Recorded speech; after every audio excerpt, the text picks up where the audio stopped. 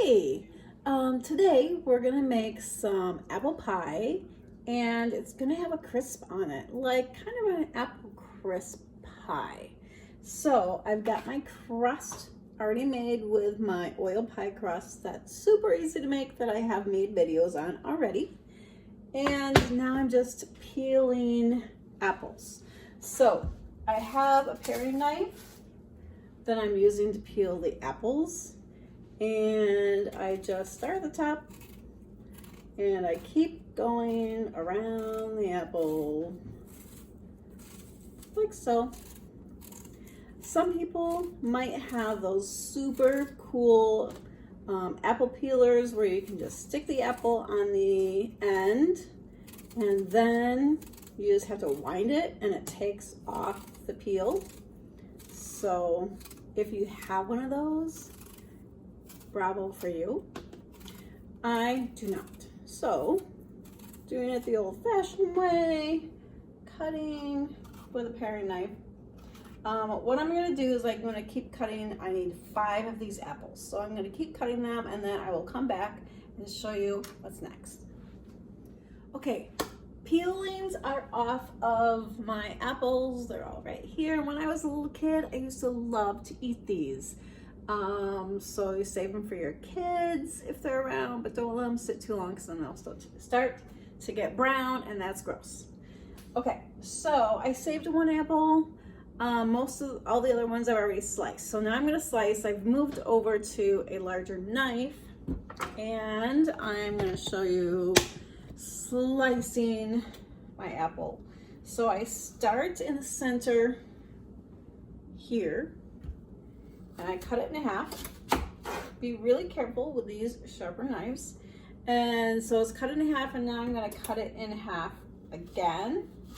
So I have 1/4. And now just be really careful. You come up and then you go down a little bit. Come up again, be careful again, go down. And then your core is out. So then it's ready to be sliced thinly. Be careful with the slicing. I know that I'm not the best at slicing. And then you're gonna have these smaller slices. You don't want them to be too thick because then it'll take longer to cook. All right, then here's my pie. Check it out. All right. So then you're just gonna put the slices. I've been kind of putting them in a circle, going around like this. And I've just kept going around in a circle with my slices of apples. And next I have to make some cinnamon, some sugar to put over that. So here's sliced apples in my pie. Okay, now I'm gonna get the sugar mixture ready to put over the top of the sliced apples.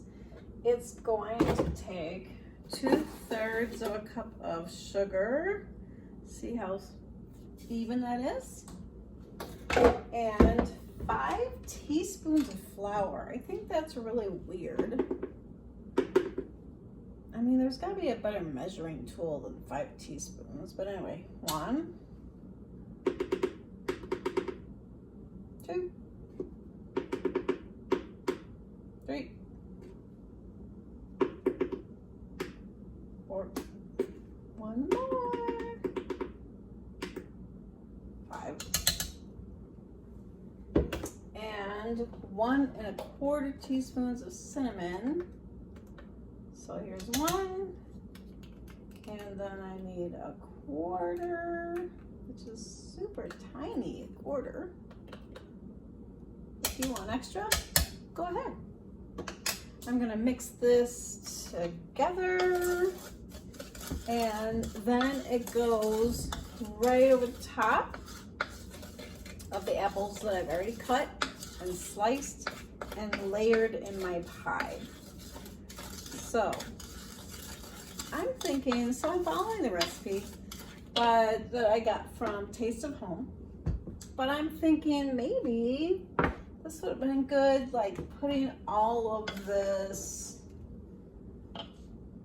together before I layer it in the pie. I don't know. I guess we'll see. this is the first time I've made this recipe. So I am carefully, let me do it your way, putting the sugar, flour, cinnamon, and the pie, trying to get them in each of those crevices without making too much of a mess, trying to get all of it in the pan.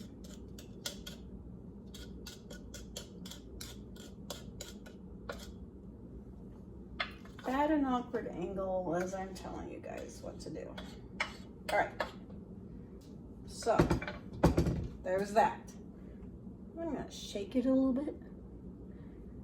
And now there's actually another layer that's gonna go on top of this. So that's what I'm gonna get ready next.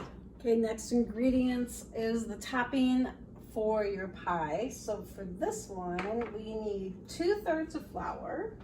Here's my expert measuring, 2/3 flour. I need 1/3 of sugar, white sugar. I need 1/3 of brown sugar, and I'm just using light brown sugar, and you put it in there and you pat it down so it's all packed.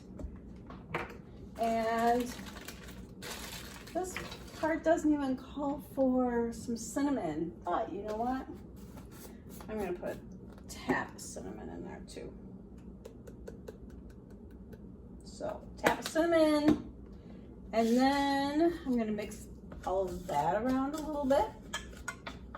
Get it all mixed around. And next I'm gonna put this butter in, and then that goes on top of what we have so far. So 1/4 cup is like, if you have a stick of butter, half a stick of butter. I'm going to cut it up just a little bit. They want you to use cold butter, so that way you have all those nice pieces, and you have more chunks of butter for this mixture. So I'm gonna chunk it up, and we'll stir it up. I think I might get out a fork to stir it, because I prefer that. And there's my chunks. Let me get, some people use a pastry cutter. I probably have one, but not right handy. And most of the time I use my fork anyway. So I'm gonna take a little time to get this mixed up really well, and then I will come back with you guys. I have this sugar, flour, brown sugar mixture, and butter all mixed up. You can see the little flakes of butter. And when that gets cooking, it's just gonna melt in there and have bits of deliciousness. All right, so now I'm gonna put this on top of this pie right here. Let me put it down so you guys can see a little better what I am doing. All right, we'll see how this works. This is, this topping that I put it on right now is very similar to what I do when I make an apple crisp. Now, I love that topping. So when I saw this recipe, I thought, that should be a lot of deliciousness on top of this pie. Or kind of like a Dutch apple pie too. Whew, there is a lot of this stuff, but I want to use all of it. It might look like too much, but when you start to eat that, I think it's gonna be so, so good. So I've kind of just dumped it on there. Now I just want to make sure I get it to the edges, and I can see some apples peeking out there. So I want to get those covered up. All right, so I think it's gonna be good to go. This pie is like heaping. So before I bake it, I'm gonna actually put it on top of a pizza pan because I feel like it's gonna run over and I don't want horribleness in my oven because my dog gets scared of that too when things are burning. Yep. All right, so oven set at 450. You bake this for 10 minutes at 450, then you turn it down to 350 and bake it for another 50 minutes until your apples are done. And you know your apples are done when you poke them and your fork or whatever you're poking it with goes right through easily.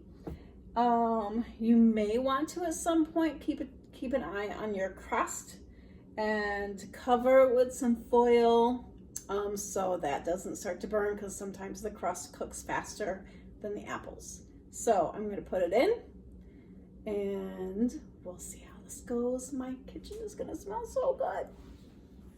All right, here is my finished pie. I cut a piece out of it. Look at that yumminess. Okay. Smells so good. I cooked it for about 50 minutes. Actually 60 all total, because 10 at 450 and then 50 at 350. And my pie crust was good. Didn't have to worry about that at all. The cinnamon smell is awesome. Here's my piece. Let's take a bite.